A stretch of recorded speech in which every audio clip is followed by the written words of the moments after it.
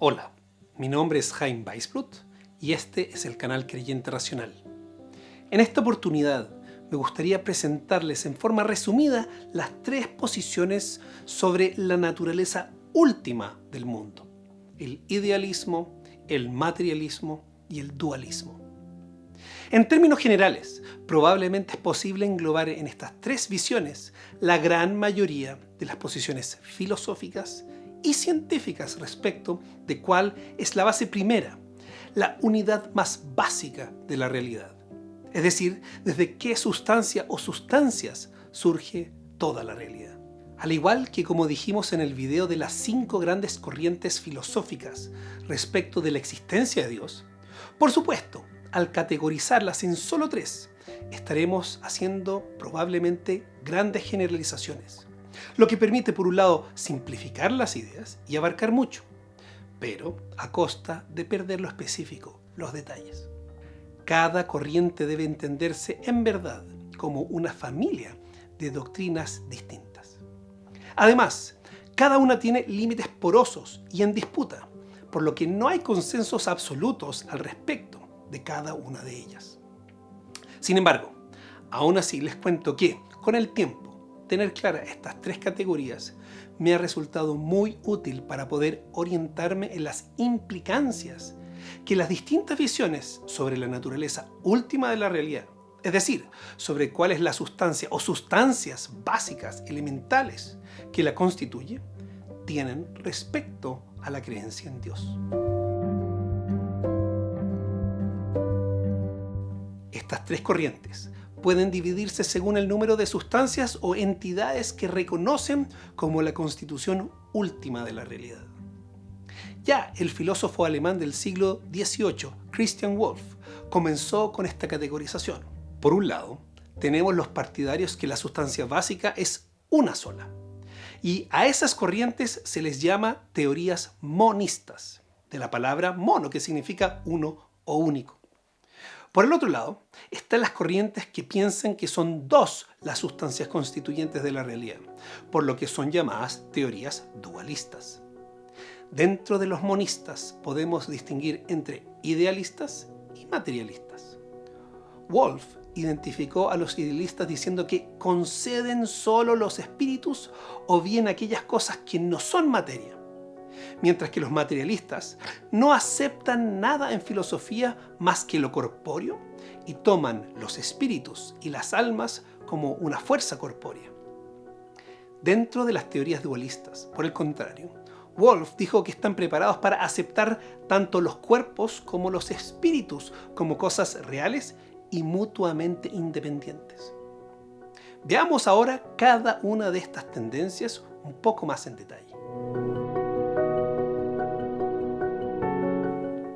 En el sentido que lo hemos estado explorando ahora, idealismo no se refiere al uso común de la palabra, donde hablamos de que una persona es idealista cuando tiene una actitud positiva sobre el futuro o que es muy apegada a sus ideales.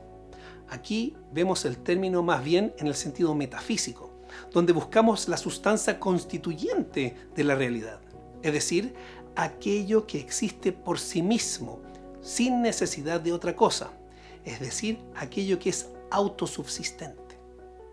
En este sentido, el idealismo, a grandes rasgos, comprende a las teorías que atribuyen a lo mental esta condición de ser la sustancia constitutiva de la realidad.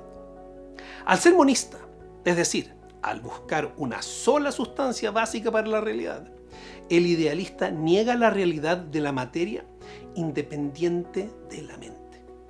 Más bien, la realidad física sería un fenómeno emergente, un epifenómeno o incluso una ilusión que se gesta a partir de su base, que es la mente. Una manera moderna de visualizar esta posición idealista sería que el mundo puede ser entendido más bien como una especie de realidad virtual. Los idealistas identifican el fenómeno de la mente y a sus manifestaciones relacionadas como la conciencia, la razón, las ideas, la percepción y la intencionalidad, entre otras, como elementos irreductibles de la realidad. Argumenta que solo las mentes de una u otra clase pueden justificar la existencia de estos fenómenos. Estos fenómenos existen y son percibidos inequívocamente por cada uno de nosotros, por lo que serían innegables y deben ser datos esenciales para cualquier teoría de la realidad, según los idealistas. Los idealistas, por tanto, y también los dualistas, como lo veremos a continuación, niegan que estos fenómenos mentales puedan ser reducidos y explicados por un universo que consista en el nivel más básico solo de hechos físicos, hechos que por sofisticados que sean, carecen de conciencia o de algo mental que permita explicar estos fenómenos. Por lo tanto, el buscar una sola sustancia constitutiva de la realidad, la mente, debe ser entonces la sustancia desde donde emana el resto de la realidad.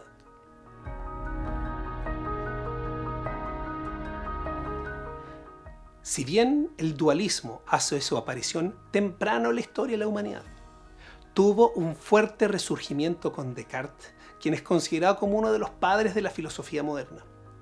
Aun cuando la filosofía de Descartes es compleja y sujeta a debates, normalmente a él se le atribuye lo que hoy se conoce como el dualismo de sustancias, donde se identifica a la mente y a la materia como las dos sustancias irreductibles de la realidad.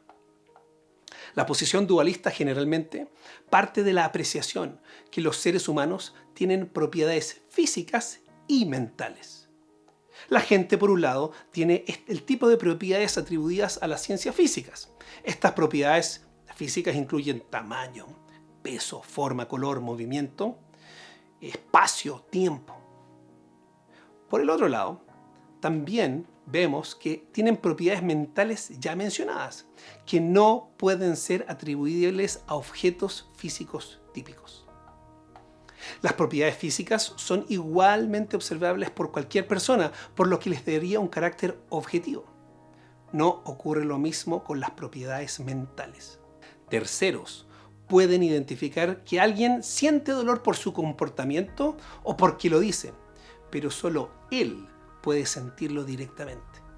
Entonces, los eventos mentales conscientes son privados para el sujeto y solo él tiene un acceso privilegiado a ellos de un tipo que nadie más tiene y por lo tanto son de carácter subjetivo.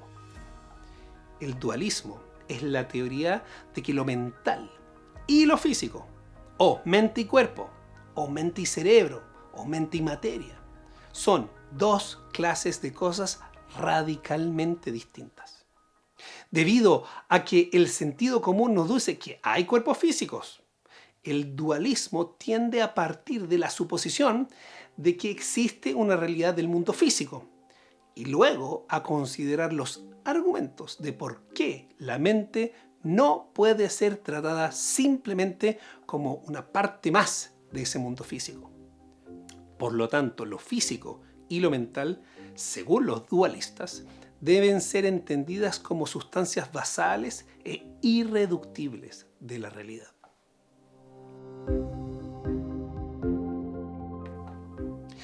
La tercera visión sobre la naturaleza última de la realidad es el materialismo, muchas veces también llamada fisicalismo.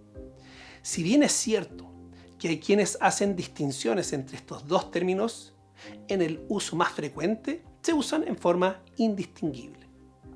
La tesis del fisicalismo también es una tesis antigua. Existe desde los inicios de la filosofía, tal como lo encontramos en el filósofo presocrático Demócrito, a quien se le asigna haber dicho que todos son átomos y vacío. La idea central del materialismo o fisicalismo es que la naturaleza del mundo real, es decir, el universo y todo lo que hay en él, se basa únicamente en lo físico. Por supuesto, los fisicalistas no niegan que el mundo puede contener muchos elementos que a primera vista no parecieran ser físicos. Elementos en la naturaleza biológica, psicológica, moral, social o matemática. Pero insisten, no obstante, que al final del día, tales fenómenos serían propiamente tal físicos o serían efectos emergentes o incluso ilusorios que surgen a partir de sustancias físicas elementales, basales. Así, en la base de la realidad, según los materialistas, no existiría más que partículas fundamentales las que se ordenan a partir de las leyes físicas y así, a partir de configuraciones cada vez más complejas, terminarían surgiendo la vida, la conciencia, la razón y el resto de los fenómenos mentales. De acuerdo a la posición materialista, el universo sería un sistema cerrado y que debería ser explicado desde sí mismo. Justamente se define a sí misma a partir de negar cualquier interacción con algo más allá del mundo natural.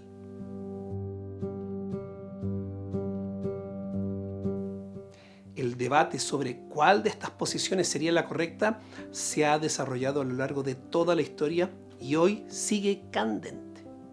Los puntos cruciales de la discusión se dan en torno a cuál de las posiciones estaría en mejor posición de explicar fenómenos como el origen del universo, el aparente orden racional del universo, o dicho de otra forma, cuál sería la razón por la que un átomo en cualquier parte del universo decidiría seguir las leyes de la naturaleza. ¿Por qué hace lo que hace? ¿Quién se lo explicó?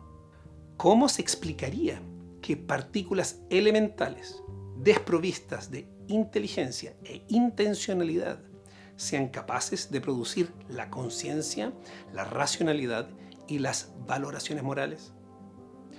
Otro tema es, por ejemplo, la pregunta si ¿son las explicaciones reduccionistas materialistas, es decir, aquellas que buscan explicar toda la realidad a partir de sus partículas elementales, suficientes son estas explicaciones para explicar todos los fenómenos emergentes? As a physicist, I look out at the world and I see its particles governed by physical law. We have a list of ingredients that science has revealed, and we have a list of laws that seemingly govern those ingredients. And nowhere in there is there even a hint that when you put those particles together in the right way, an inner world should turn on. And it's not only that there's no hint, it's insane. I mean, it's ridiculous.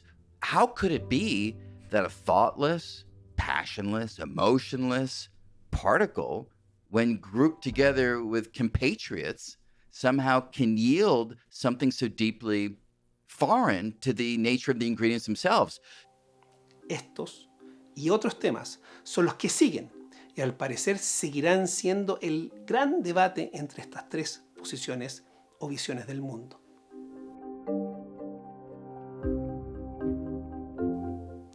En general, las posiciones idealistas y dualistas son compatibles con la creencia en el Dios de las principales religiones monoteístas. Porque según la posición idealista, lo mental o lo espiritual sería la sustancia base de toda la realidad, y esa sustancia base puede ser entendida fácilmente, como así lo hacen las religiones, con la idea de Dios. Por otro lado, la posición dualista, al admitir las dos sustancias básicas de la realidad, es decir, lo material y lo mental, también deja espacio para la existencia del Dios monoteísta. Es solo la posición materialista la que normalmente se entiende está en contradicción con la creencia en un Dios teísta, es decir, con un Dios que interviene y es parte de la realidad. De ser compatible esta posición con la idea de Dios, se prestaría con mayor facilidad, más que una concepción teísta, a la concepción teísta de Dios, es decir, uno donde Dios crea el mundo, pero no interviene o no está presente. Te invito a que veas el video donde hablamos justamente de este tema sobre las 5 concepciones posibles de Dios.